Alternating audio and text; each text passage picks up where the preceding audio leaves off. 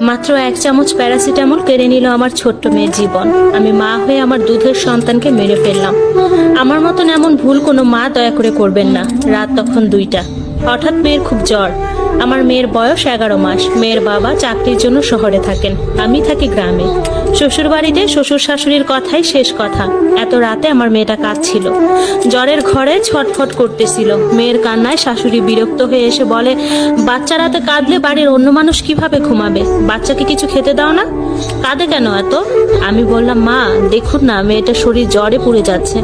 শাশুড়ি বলে, এমন জ্বর মাঝে মধ্যে আসেই, ওয়েদার বদলাচ্ছে তাই। ঘরে কি জ্বরের ওষুধ নাই নাকি? আমি বললাম, প্যারাসিটামল আছে। শাশুড়ি বলল, ওইটাই 1 চামচ খাওয়াও, সকালেই মেয়ে সুস্থ হয়ে যাবে। আমি আমতামতা করে বললাম, মা এটা অনেকদিন আগের ওষুধ, আর কতটুকু খাওয়াবো তাও তো জানি না। শাশুড়ি বলল, এটা জানার কি আছে, 1 চামচ খাওয়াও। আমি বললাম, থাক মা, কালকে ডক্টর দেখিয়ে খাওয়াবো। শাশুড়ি রেগে গিয়ে বলল, নাটক করো? রাত হলে এ বাচ্চার চিৎকারে কেউ ঘুমাতে পারে না। মরলে তুমি একা রাত জেগে মরো, সবাইকে বিরক্ত কেন করো? আমি চুপ হয়ে গেলাম। হাজার হোক আমি তো মা, মেয়ের কষ্টই বা কিভাবে দেখবো? মেয়ে বারবার চিৎকার করতেছিল। গ্রামে কোনো হসপিটালও নাই যে নিয়ে যাব। শাশুড়ি ওষুধ নিয়ে আসলো। আমার মেয়ে এমনিতেই ওষুধ খেতে চায় না। শাশুড়ি 1 চামচ নিয়ে বলল, মেয়েকে খাওয়াই দাও। মেয়েটা খুব ছটফট করতেছিল আর খুব কাঁদতেছিল। শাশুড়ি জোর করে তার মাথাটা ধরে হা করায়, আর আমি ওষুধটা ঢেলে দেই। তারপর আমার মেয়েটা আরো ছটফট শুরু করে। কি তীব্র ছিল তার বাঁচার জন্য বৃথা চেষ্টা করা। মেয়ে চোখ উল্টিয়ে ফেলছে প্রায়, তার শ্বাস নিতে কষ্ট হচ্ছে। আমি আর নিজেকে ধরে রাখতে পারিনি, চিৎকার করে কাঁদতে থাকি। শাশুড়ি বলে, কিচ্ছু হয়নি। মেয়েকে টান দিয়ে আমার কোল থেকে নিয়ে উপরে তুলে ঝাঁকাতে থাকে। আমার কলিজার ধন একটা সময় ছটফট করতে করতে জন্মর মতো ঘুমিয়ে যায়। শাশুড়ি বলে, দেখছো বাচ্চাকে কিভাবে ঘুম পাড়াতে হয়? দেখো তোমার মেয়ে ঘুমিয়ে পড়েছে।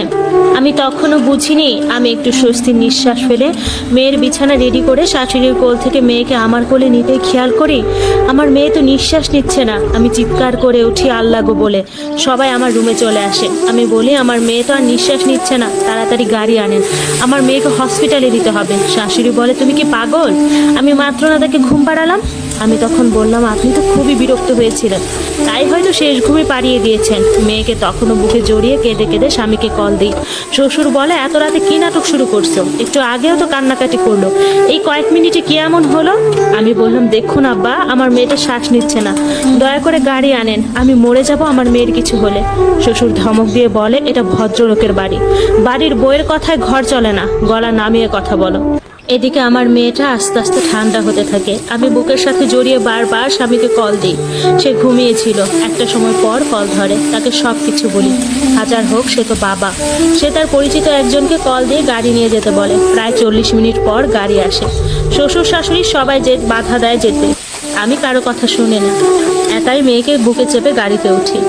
আমার কান্না ড্রাইভার পর্যন্ত কেঁদেছিল, কিন্তু মন গলেনি আমার শ্বশুর শাশুড়ির কারোই।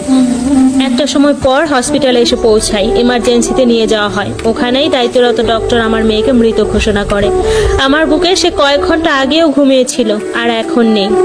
এইটা মা হিসেবে কিভাবে মানবো? আমি ডক্টরকে বলি, আপনার কোথাও ভুল হচ্ছে, আপনি ভালো করে দেখুন, আমার মেয়ে বেঁচে আছে। ডক্টর আমার মনের অবস্থা বুঝতে পারেন। তিনি কি হয়েছিল জানতে চান। আমি সবটা খুলে বলি। তারপর আমার মেয়েকে নিয়ে যান তিনি। বিভিন্ন পরীক্ষা নিরীক্ষা হয়। ততক্ষণে সকাল হয়ে গেছে। আমার স্বামীও চলে এসেছে। একটা সময় পর ডক্টর আমার কলিজার ধনকে নিয়ে আসেন। আমি তখনও আশায় বুক বেঁধেছিলাম। ডক্টর আমার মেয়েকে আমার কোলে দিয়ে বলেন, প্যারাসিটামল বাচ্চাকে কান্নারত অবস্থায় খাওয়ানোর ফলে সেটা ফুসফুসে চলে গেছে। আধা চামচের পরিবর্তে এইটুকু বাচ্চাকে 1 চামচ খাওয়াইছেন। বাচ্চা তো হসপিটালে আসার আগেই মারা গেছে। আমি আমার সন্তানের শরীরটা শক্ত করে ধরে হসপিটালের মাটিতেই লুটিয়ে পড়ি। তারপর কি হয়েছে জানি না। আমি পাগলের মতো ছিলাম বেশ কয়েকদিন। আমার মেয়েকে মাটি দেওয়া হয়। আমি মা হয়ে শেষবারের মতন তার মায়াবী মুখটা দেখতেও পারিনি। আমার বুকের মানিককে ছাড়া একটা রাতও কাটায়নি।